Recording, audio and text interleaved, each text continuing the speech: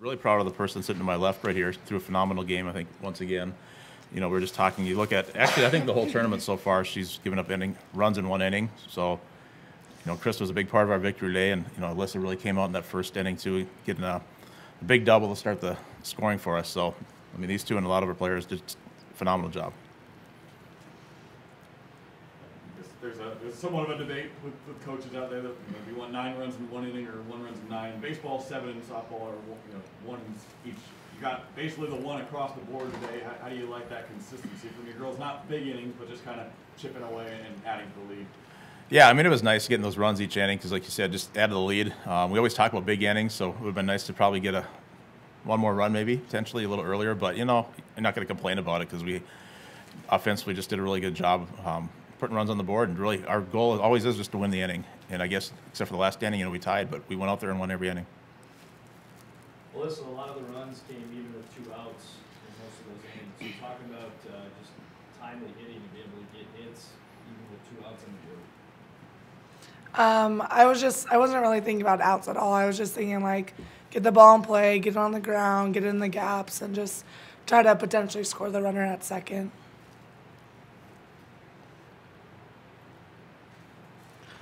A lot of people have not seen Cheyenne play before, and then to see her power numbers at her size really blows people's mind. How do you explain how she's able to generate that much power and be that small? I just think she has very good hands. I mean, she gets the ball out there, and then she uses, like, her entire body is pretty muscular, I'd say. So she uses all the power she can get, even though she's not even quite 5 foot, but she uses all she can get, and she's a very smart hitter, so she'll pick her balls, and she'll stay in her strike zone most of the time. She's one of the top squatters on our team. Yeah. Some coaches, obviously, especially the D1 level, they're scared to recruit a 4'11" kid. What was your thought process? You know, we actually had a player right before that was 4'10" in 3/4, and she was our starting right fielder for 3 years. So. She in Seattle a couple of years ago? Yeah, she was. Yeah, she's in Seattle. Yep. Yeah, I yep. remember. Yeah, she did a good job. So I'm sure Rochelle's watching, so we'll say hi to her. But you know, it's you know, you get alumni functions and they'll have a little fun there because I guess Shy has her by about 1/4 of an inch.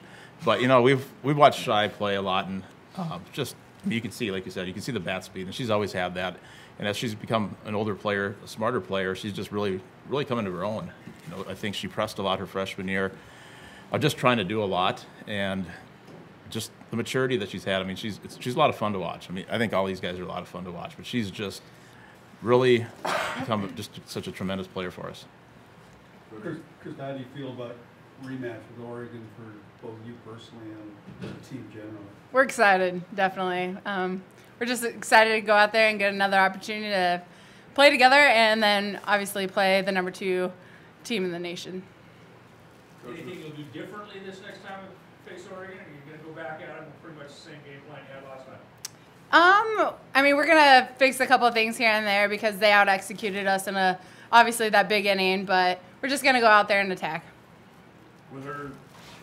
Once you kind of have that game in hand, was there any thought of maybe throwing Certic late just to save her a couple bullets and try to think ahead of tomorrow? No, there wasn't. You know, and that's nothing against her, but just, you know, I think a lot of times you make those changes, and all of a sudden the momentum might change a little bit. And Krista's the one. I mean, she's done a great job getting us here, and just she didn't really throw as many pitches this game as she did earlier. So we want to get her the work in, and you know, I was hoping we put up a few more runs and maybe get out there a little bit earlier, and we didn't do that. But no, Krista's the one that we've kind of been leading us here, and you know, she's going to pitch tomorrow. So I guess you can tell Mike that, and everybody else. I'm sure they already know that. What's the ice on your left wrist for? I have a little, I guess, tear, but it's nothing big. So. How are you feeling just after the volume of pitches that you've thrown over the last couple of days? Yeah, I don't know. It just brings you back to travel ball days, and I was always the only pitcher on the team, so it's fun to go out there and get a chance to pitch every time. I don't know. I'm all about it. Is there anything special you do within before tomorrow or you do tonight at the hotel that kind of helps you in that recovery process? I'll probably rub out my arm a little bit with my trainer, but other than that, just ice, and you're ready to go. Ice and sleep. Darren, do you look at tomorrow as a completely new thing, or do you take some benefit from the earlier game or try to learn from that or just wipe it out? I think we take some of the things, I mean, we had, a few good at-bats against Hawkins and stuff, but there's some things that we have to make some adjustments and do a better job at offensively.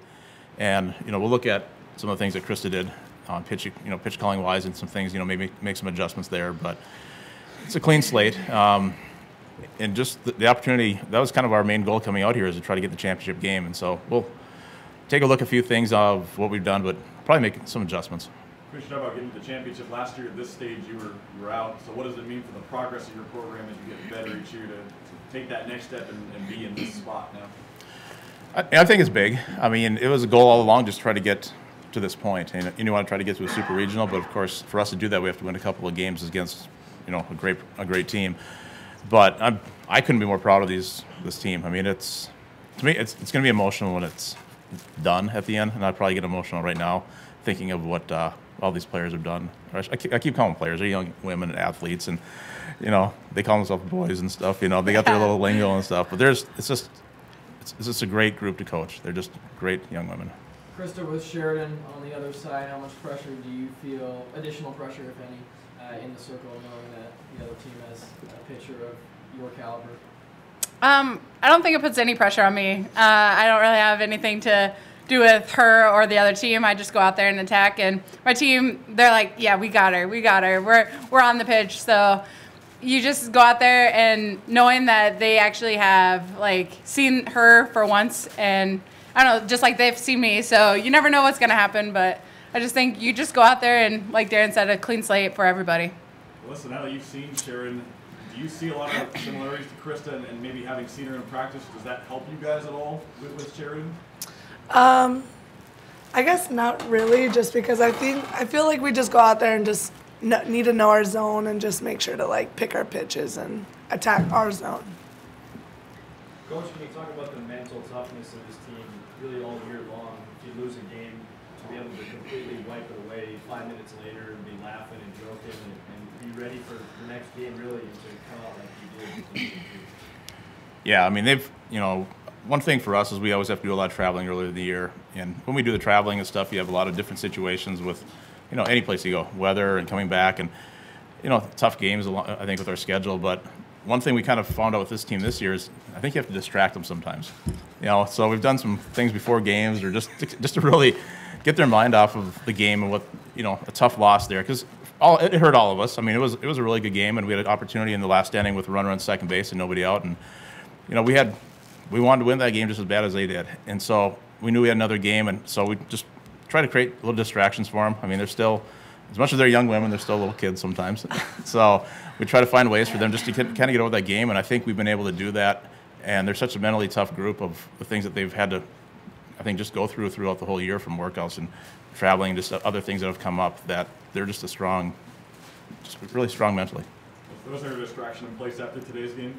I just told them, let's go play hacky ball, or hacky ball, whatever you guys can. Hacky. Yeah, no, I'm old. That sounded old right there, didn't it? Hacky ball. And I figured I'll start it out, and I don't really join them a whole lot when they do that, but You joined us a little bit. Yeah. You did good. It comes back a couple years ago when we were at regionals down in Arizona, and our team didn't play too well, so we had a little pool fight years ago, and then we came out and beat Hawaii and had a really good game against Notre Dame, and just kind of found, it's still a game. You got to come back. It's still a game. We have to make things enjoyable and kind of get our mind off of things. And so that's what it was. And our athletic director joined us, and we had some other people that joined us as well. So it was a university type thing. Do you guys see a lot of yourselves, just that looseness? Do you guys see that? I mean, how could you, I don't know, do you see some of yourself in Oregon, you were both playing kind of loose and playing free, and just kind of, is that kind of the same happy-go-lucky mentality you think you guys both share?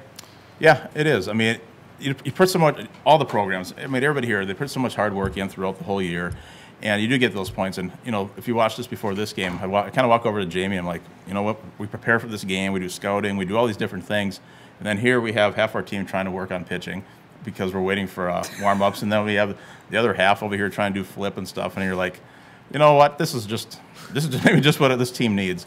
So it's, I think that's something that we really try to keep a pulse on with our team, is just really just try to stay loose. And they do a pretty good job of that. And there's times where they don't, and they might get, I can kind of be a little practical joker, I guess, with certain things. So you just try to keep them loose at times, just because you want to make sure that still enjoy the game, but still we want to win just as much as anybody else does.